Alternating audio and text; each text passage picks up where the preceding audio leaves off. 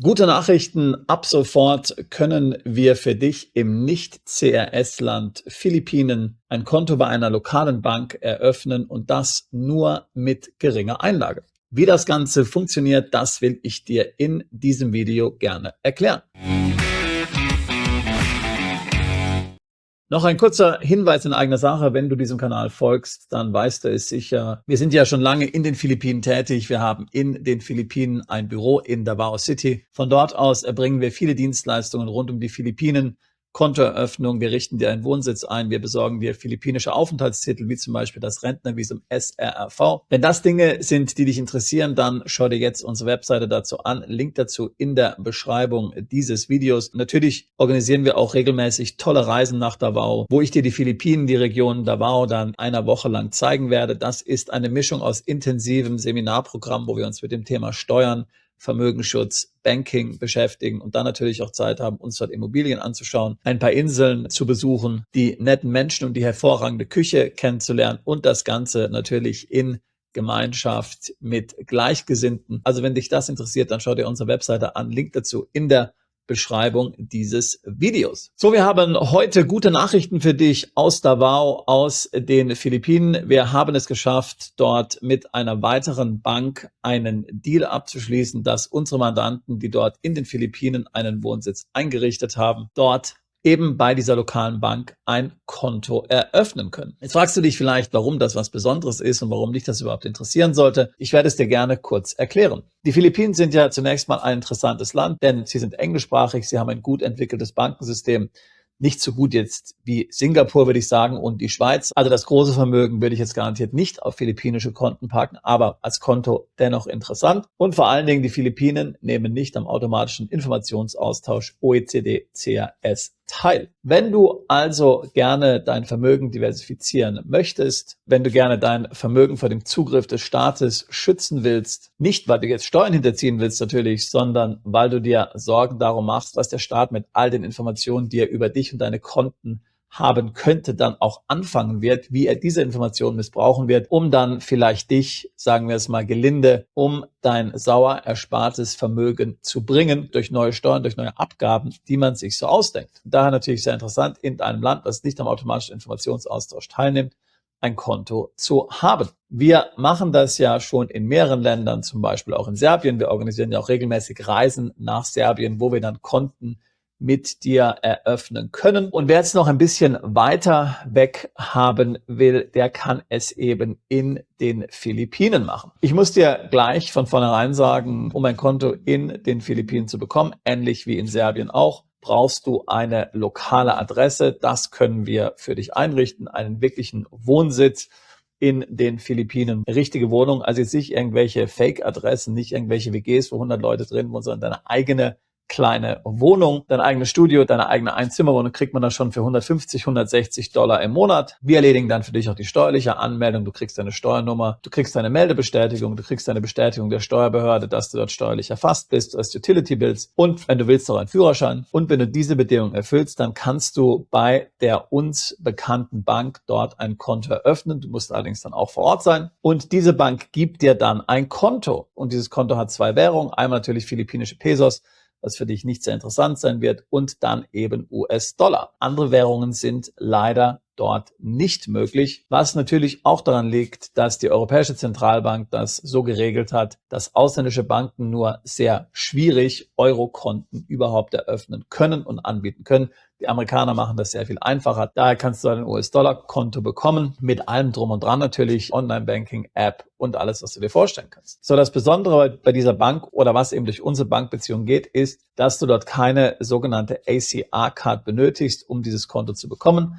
Leute, die Philippinen kennen, wissen, dass die ACR-Card ist. Das ist ein Personalausweis für Ausländer. Auch den können wir für dich problemlos besorgen. In der Tat ist das sogar in unserem Leistungspaket mit enthalten. Das Problem ist eben, dass du dich dafür mindestens 60 Tage am Stück in den Philippinen aufhalten musst, damit du diese ACR-Card bekommst. Und alle Banken in den Philippinen eröffnen dir erst ein Konto, wenn du diese ACR-Card hast oder eben etwas Vergleichbares, zum Beispiel eben die SRV-Karte. Das ist der Personalausweis, den du bekommst, wenn du ein philippinisches Rentnervisum hast. Also diese Bank, von der ich jetzt spreche, eine große Bank auf den Philippinen, sie gibt dir ein Konto auch ohne diese ACR-Card. Aufgrund der Beziehung eben, die wir mit der Bank haben. Nun, wenn du mit uns schon zusammenarbeitest, dann weißt du ja, dass wir das auch mit einer anderen Bank schon entsprechend geregelt haben. Das ist allerdings eine internationale Bank. Die will dann gleich eine Einlage haben von $40.000 und diese $40.000 musst du eben auch bei der Bank liegen lassen. Jetzt bei dieser neuen Bank, mit der wir verhandelt haben, musst du einmalig $10.000 einzahlen. Die kannst du dann aber ausgeben. Das heißt, die müssen dort nicht liegen bleiben. So, und das wäre dann vielleicht auch die Summe, die man dort sowieso in den Philippinen einzahlen möchte. Wie gesagt, das ganz große Geld möchte man ja ohnehin nicht haben. Da geht man dann lieber nach Singapur und eröffnet dort ein Konto. Dort muss man dann eben aber auch gleich mit über 100.000 Euro an Einlage rechnen. Und auch dort müssen eben dann die entsprechenden Mittel bei der Bank dann auch angelegt bleiben. Das ist, wie gesagt, in den Philippinen nicht notwendig. Du kannst die Mittel dort wieder abziehen und anderweitig verwenden. Wie gesagt, ein Besuch wird dennoch notwendig sein und du musst eben auch einen Wohnsitz in den Philippinen haben. Deswegen ist eben dieses Konto wahrscheinlich sowieso nur für all jene interessant, die ohnehin vorhaben auszuwandern, die in den Philippinen einen Wohnsitz etablieren möchten, die dort ihre Basis haben wollen, die dann ja vielleicht sowieso in Asien herumreisen und dann sowieso mal in den Philippinen vorbeikommen möchten zu uns nach Davao, damit wir dann mit dir zusammen zur Bank gehen können. Natürlich lässt sich das Ganze auch ideal kombinieren mit unseren Reisen auf die Philippinen. Das machen wir ja regelmäßig. Ich hatte es vorhin schon erwähnt, 5 Tage lang. Viele Mandanten, viele Teilnehmer dieser Reisen organisieren das Ganze natürlich so, dass sie dann während der Reise oder sie kommen ein bisschen früher oder bleiben ein bisschen länger, dann ihr ganzes Setup in den Philippinen dann auch gleich entsprechend vorbereiten. Das heißt, dort dann die Wohnung anmieten, sich von Tim, unser Mann vor Ort, dort dann entsprechend die ganzen Unterlagen und Dokumente beschaffen lassen und dann im Grunde genommen mit diesen ganzen Dokumenten, also zum Beispiel Steuernummer, Meldebestätigung, Führerschein, gleich nach Hause gehen können, denn das Ganze geht tatsächlich super schnell. Während der Seminarwoche haben wir jetzt keine Zeit, uns darum zu kümmern, also das ist dann alles sehr intensiv, aber wenn du ein bisschen früher kommst, idealerweise, dann wird das alles bearbeitet, während wir das Seminar haben und das Seminar, die Erlebnisreise geht ja von Montag bis Freitag und im Grunde genommen in der folgenden Woche werden die Dokumente dann fertig und du könntest dann gleich auch noch zur Bank gehen und das Konto eröffnen. Du hast dann im Grunde genommen das komplette Setup geschaffen und brauchst letztlich dann erstmal gar nicht mehr vor Ort kommen. Das Konto in Singapur kann man ja auch hinterher noch remote eröffnen. Dazu musst du ja ebenfalls dann nicht vor Ort sein.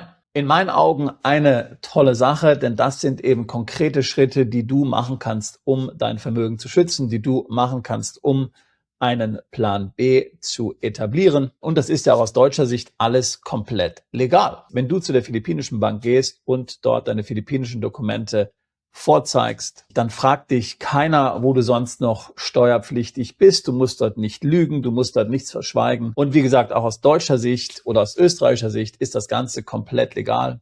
Es gibt keine Meldepflichten für Konten im Ausland.